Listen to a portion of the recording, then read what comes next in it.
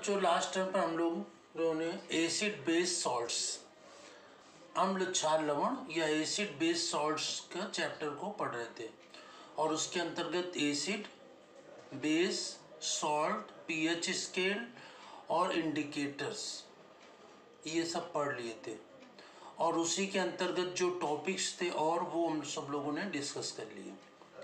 आज उसी में लास्ट में हम लोग अब डिस्कस करते हैं कुछ क्वेश्चंस जो एनसीईआरटी की बुक्स के हैं और आपकी बुक्स में भी दिए गए हैं, वो क्वेश्चंस को डिस्कस करते हैं।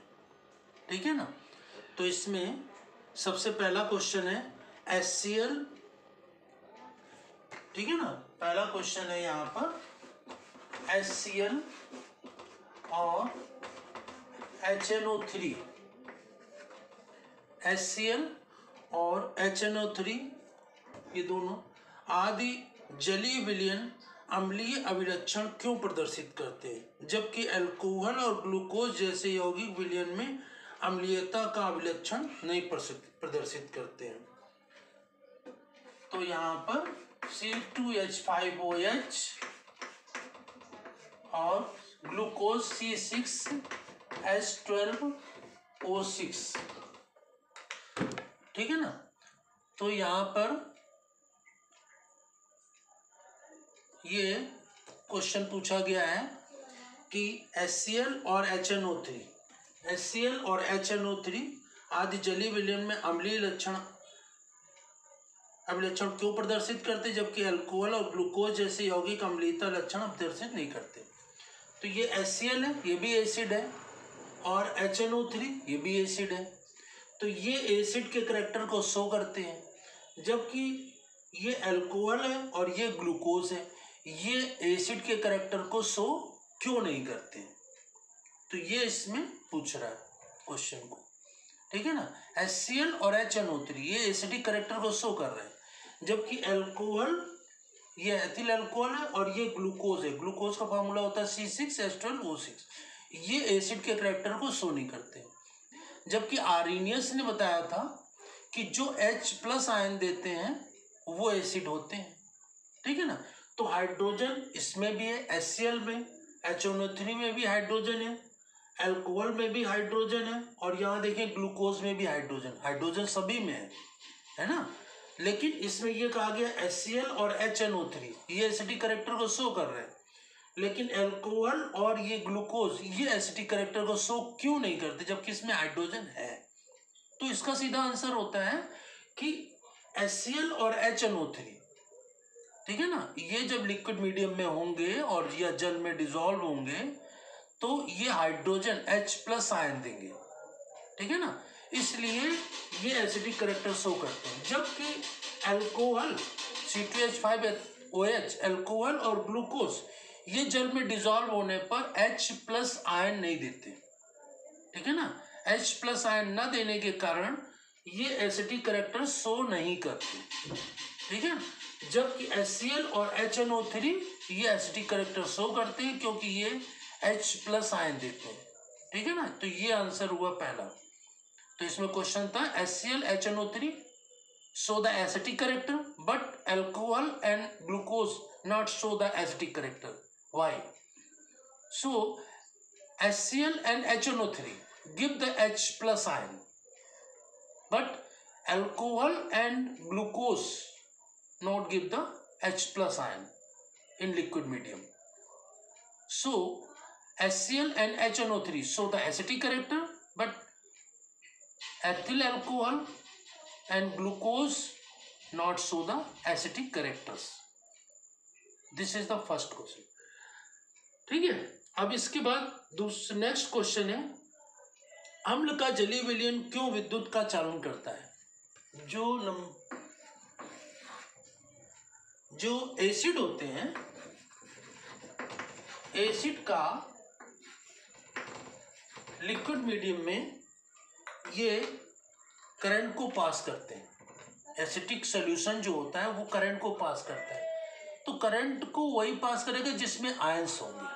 आयन नहीं होंगे तो वो करंट को पास नहीं करेगा। तो एसिडिक सॉल्यूशन क्वेश्चन क्या है, एसिटिक सोल्यूशन करंट को, एसिटिक सोल्यूशन में करंट पास हो जाता है। तो एसिटिक सोल्यूशन में करंट क्यों पास हो जाता है? क्योंकि एसिटिक सोल्यूशन में आयंस होते हैं और ये आयंस ही करंट को पास करते हैं, ठीक है ना। तो यदि क्वेश्चन पूछा जाता है एसिड या बेस, कोई भी हो, एसिड हो या बेस हो, ठीक है ना, एसिड हो, बेस हो या साल्ट हो, तीनों में कोई भी पेपर में क्वेश्चन आए कि इसमें से करंट पास क्यों होता है, तो सीधा सा आंसर होगा कि एसिड या बेस या सॉल्ट वाटर में डिसॉल्व है तो वो करंट पास करेंगे, क्योंकि उसमें आयंस है और आयंस ही करंट को पास करते हैं, ठीक है ना। तो ये सेकंड है। थर्ड क्वेश्चन है इसमें, शुष्क हाइड्रोक्लोरिक गैस शुद्ध लिटमस पर रंग को क्यों नहीं बदलती। तीसरा क्वेश्चन है, जो ड्राई HCl गैस है, ड्राई HCl गैस है, ये लिटमस पेपर के कलर को क्यों नहीं बदलती। तो लिटमस पेपर, ये dry HCl gas litmus paper हम लोगों ने पढ़ा था। लिटमस पेपर दो प्रकार के होते हैं ना, red and white, red and blue, ठीक है ना, रेड एंड ब्लू। तो ब्लू रेड हो जाता है जब एसिडिक हो जाता है, एसिडिक होता है, कोई सोल्यूशन एसिड है, उसमें ब्लू लिटमस पेपर डाला तो वो क्या हो जाएगा, ब्लू से रेड हो गया तो वो एसिड है। और अगर किसी सोल्यूशन में ब्लू को डाला और वो ब्लू कैसा हो गया, कोई परिवर्तन नहीं हुआ, ठीक है ना। या बेस होता है तो वो रेड को ब्लू में बदल देता है, ब्लू रेड हो जाता है एसिड में, और जो बेस होता है वो रेड को ब्लू कर देता है। तो ये dry HCl gas litmus paper को इफेक्ट नहीं करता है। क्यों नहीं करता? क्योंकि इसमें आयंस नहीं होते, आयंस होंगे और लिक्विड में होगा, है ना। HCl ड्राई है, शुष्क है ना इसमें। तो यदि ये लिक्विड मीडियम में होगा, आयनिक होगा, तो रिएक्शन करेगा लिटमस में, तभी इसका कलर बदलेगा, तभी कलर पता लगा सकते हैं। ड्राई मीडियम में या क्रिस्टल फॉर्म में कोई चीज है तो वो एसिडिक है या बेसिक है, इसको हम टेस्ट करके नहीं बता सकते, ठीक है ना। बता तभी सकते हैं जबकि वो लिक्विड मीडियम में हो, तभी उसको हम बता सकते हैं कि ये एसिडिक है या बेसिक है। तो ये थर्ड क्वेश्चन था। अच्छा, इसमें चौथा क्वेश्चन है, तो इसमें अम्ल को तंत्रित करने के लिए क्यों अनुशंसित करते हैं कि अम्ल में जल मिलाना चाहिए, अम्ल में जल मिलाना चाहिए, ना कि जल में अम्ल। जो एसिड होता है, एसिड में जल मिलाना चाहिए, वाटर मिलाना चाहिए, एसिड में वाटर मिलाना चाहिए। वाटर में एसिड नहीं मिलाना चाहिए, ये क्वेश्चन है। वाटर को एसिड में मिलाएंगे लेकिन एसिड को वाटर में नहीं मिलाएंगे, ना कि जल को अम्ल में मिलाएंगे। तो इसमें जो क्वेश्चन आ रहा है, अम्ल को तंत्रित करने के लिए क्यों अनुशंसित करते हैं, अम्ल को जल में मिलाना चाहिए, अम्ल को, यहां पर क्वेश्चन है, अम्ल को जल में मिलाना चाहिए, अम्ल को जल में मिलाना चाहिए, ना कि जल को अम्ल में मिलाना चाहिए, ना कि जल को अम्ल में मिलाना चाहिए। तो ये क्वेश्चन है इसमें कि वाटर को एसिड में नहीं मिला सकते, वाटर को एसिड में नहीं मिला सकते जबकि एसिड को वाटर में मिलाते, ये क्वेश्चन है इसमें। तो देखो बात तो एक ही है, एसिड को वाटर में मिला है या वाटर को एसिड में मिला है, बात एक ही है। लेकिन प्रॉब्लम ये है कि यहाँ पर ये समझना होगा कि एसिड और वाटर रिएक्ट करते हैं, तो एसिड और वाटर के रिएक्ट करने से ये रिएक्शन होती है जो वो एक्सोथर्मिक होती है ना, इसमें ऊष्मा निकलती है। तो अगर जो एक साथ हम काफी मात्रा में वाटर को एसिड में मिला देंगे तो हम जल सकते हैं, जो आसपास होंगे जल सकते हैं। तो हम वाटर में एसिड को मिलाते हैं, ठीक है ना। तो वाटर और एसिड की रिएक्शन, तो इसका आंसर क्या बताएंगे, वाटर और एसिड को मिलाने जो रिएक्शन है, वाटर को एसिड मिलाने की, ये एक्सोथर्मिक रिएक्शन है, ऊष्माक्षेपी अभिक्रिया है, ठीक है ना।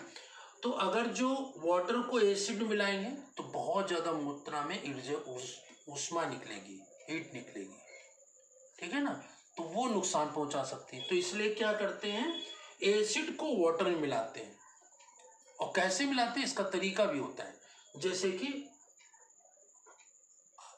एक बड़े पात्र में, बड़े बाल्टी में जैसे कि वाटर ले लिया, अब एक जग में थोड़ा सा एसिड ले लिया, जग में एसिड ले लिया, और एसिड को हम वाटर मिलाएंगे। लेकिन कैसे मिलाएंगे, बहुत धीरे धीरे पतली धार से एसिड को वाटर में डालेंगे, एक पतली धार से एसिड को वाटर में डालेंगे, और एक लकड़ी की डंडी से वाटर को चलाते रहेंगे, ताकि जो ऊष्मा हीट निकले वो एक जगह इकट्ठा ना होने पाए, उसका इक्वल डिस्ट्रीब्यूशन होता रहे हीट का।